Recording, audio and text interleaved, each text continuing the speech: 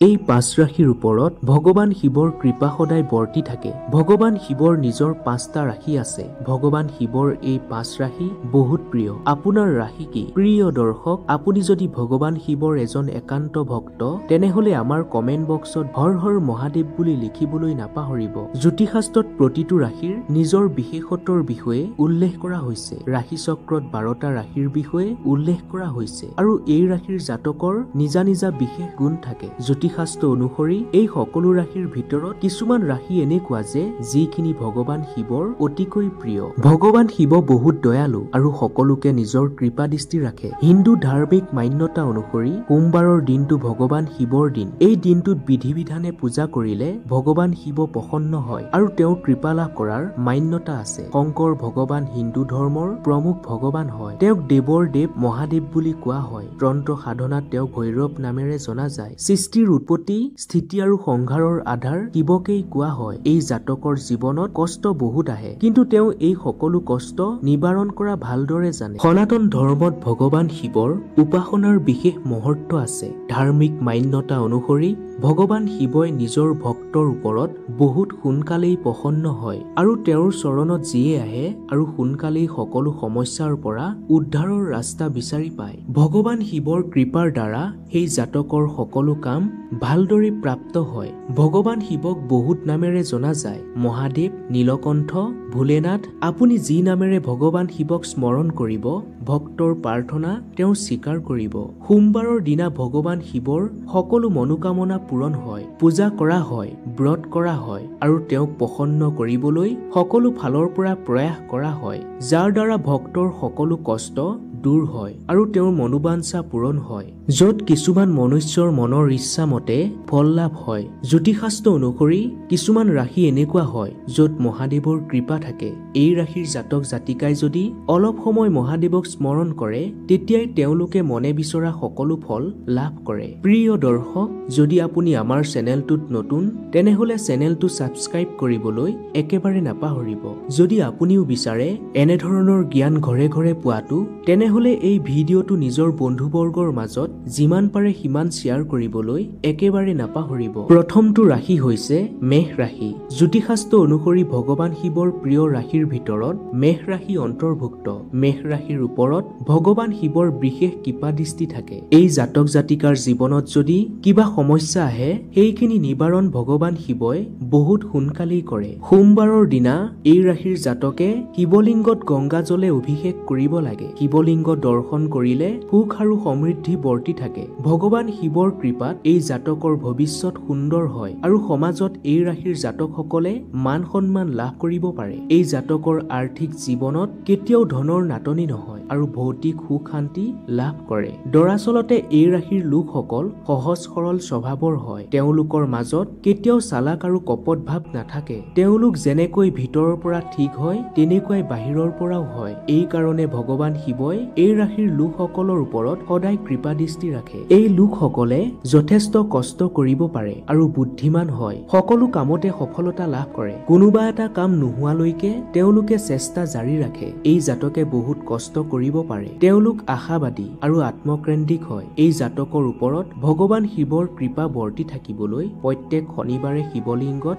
জল অৰ্পণ কৰিব লাগে। দ্বিতীয়টো ৰাশি হৈছে বৃশ্চিক ৰাশি। তীব্ৰ ভাৱনা, পৰিৱৰ্তন, মৃত্যু আৰু পুনৰ্জন্মৰ ধাৰণাৰে জড়িত হোৱাৰ কাৰণে বৃশ্চিক ৰাশিক ভগৱান শিৱৰ লগত একত্ৰিত কৰা হয়। ভগৱান শিৱক অধৰ্মৰ বিনাশক, ব্যক্তিৰ জীৱনত গভীৰ পৰিৱৰ্তন অনা হিচাপে মনা হয়। বৃশ্চিক ৰাশিৰ ব্যক্তি নিজৰ গভীৰ ভাৱনা, তীব্ৰতা, আত্মনিৰ্ভৰশীলতা আৰু পৰিৱৰ্তনকাৰী স্বভাৱৰ বাবে জনা হয়। এই ৰাশিৰ লোকসকল স্বভাৱৰ দ্বাৰা বহুত নম্ৰ হয় আৰু নিজৰ লক্ষ্য প্ৰাপ্তিৰ বাবে মেহনত কৰে। এই ৰাশিৰ লোকসকলে যিকোনো জটিল পৰিস্থিতিৰ পৰা ভয় নাখায়। স্বভাৱৰ দ্বাৰা এই লোকসকলে মানুহৰ সহায়ৰ বাবে সদায় তৈয়াৰ হৈ থাকে। এই কাৰণে এই ৰাশিৰ জাতকৰ ওপৰত ভগৱান শিৱৰ বিশেষ কৃপা থাকে। তেওঁলোকৰ মাজত এনেকুৱা গুণ আছে যে য'ত ভগৱান শিৱৰ বিনা আৰু নবীনীকৰণৰ গুণৰ অনুৰূপ হয়। বৃশ্চিক ৰাশিৰ জাতকৰ ওপৰত তেওঁলোকৰ দৃঢ় ইচ্ছা শক্তি, দৃঢ় সংকল্প আৰু দৃঢ় ভাৱনা শক্তি মিলিত হোৱাৰ বিশেষত্ব আছে।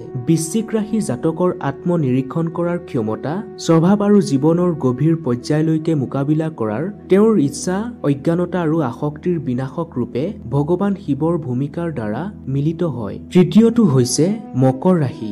ভগৱান শিৱৰ প্ৰিয় ৰাশিৰ ভিতৰত মকৰ ৰাশিৰো গণনা কৰা হয়। এই ৰাশিৰ ওপৰত ভগৱান শিৱৰ কৃপা বৰ্তি থাকে। এনেকুৱা এই কাৰণেই কিয়নো মকৰ ৰাশিৰ স্বামী গ্ৰহ শনিদেৱ হয়। ন্যায়ৰ দেৱতা শনিদেৱ ভগৱান শিৱৰ প্ৰিয় ভক্ত। এই জাতকে নিজৰ কেৰিয়াৰত বহুত অধিক উচ্চ স্থান পায় আৰু বহুত নাম আৰু খ্যাতি লাভ কৰিব পাৰে। এই বছৰ তেওঁৰ ওপৰত ভগৱান শিৱৰ অসীম কৃপা বৰ্তি আছে। আপোনাৰ পৰিয়ালত হোৱা সমস্যা লাহে লাহে শেষ হ'ব। আপোনাৰ পৰিয়াল সুখ শান্তিৰে ভৰি পৰিব। তাৰ উপৰিও আপুনি ধন লাভ কৰাৰ পূৰ্ণ সম্ভাৱনা আছে। আহিবলগীয়া সময় আপোনাৰ বাবে বহুত ভাগ্যশালী হ'ব।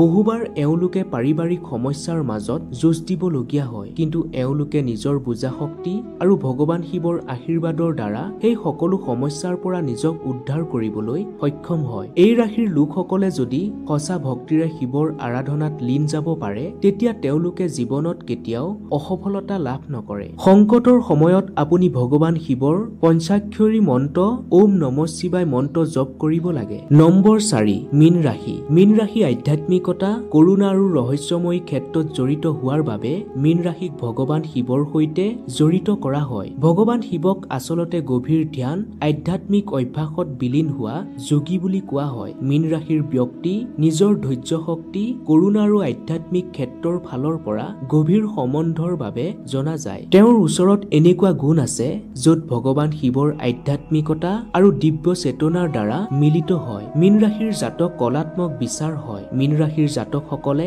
কলা, সংগীত, লিখক আদি মীন ৰাশিৰ প্ৰিয় বিষয় হয়। ইয়াৰ উপৰিও স্বভাৱৰ ফালৰ পৰা তেওঁলোক দয়ালু আৰু কোমল হৃদয়ৰ হয়। এই ৰাশিৰ লোক তাৰ্কিক আৰু স্পষ্টবাদী হয়। এই ৰাশিৰ জাতকসকলে নিজৰ প্ৰেমিকাক বহুত মৰম আদৰ কৰে। মীন ৰাশি জাতকৰ বিশেষত্ব হৈছে বেলেগৰ প্ৰতি সহানুভূতি আৰু সংবেদনশীলতা হয়, য'ত ভগৱান শিৱৰ পৰোপকাৰিতা আৰু কৰুণাক দৰ্শোৱা হয়। ৰহস্যবাদী কল্পনা আৰু আধ্যাত্মিক সংমিশ্ৰণৰ প্ৰতীক ভগৱান শিৱৰ লগত জড়িত হয়। মীন ৰাশিৰ ব্যক্তিৰ নিজৰ চেতন মনৰ গভীৰতাত সুমুৱা ভগৱান শিৱৰ সাৰ্বভৌমিক চেতনাৰ প্ৰতিনিধিত্ব ৰূপ এই ভগৱান শিৱৰ প্ৰিয় ৰাশি বুলি মনা হয়। এই ৰাশিৰ ব্যক্তিসকলে বহুত মেহনত কৰিব পাৰে আৰু বেলেগৰ পৰাও আশা কৰে যে তেওঁলোকেও মেহনত কৰক। শাৰীৰিক গঠন এনেকুৱা হয় যে বেলেগৰ চকুত তেওঁলোক আকৰ্ষণীয় হয়। আচলতে এই ৰাশিৰ মাজত এনেকুৱা গুণ আছে যে যি ভগৱান শিৱৰ গুণৰ অনুৰূপ হয়। এইখিনি ধ্যান ৰখাটো বহুত জৰুৰী যে ভগৱান শিৱৰ কৃপা,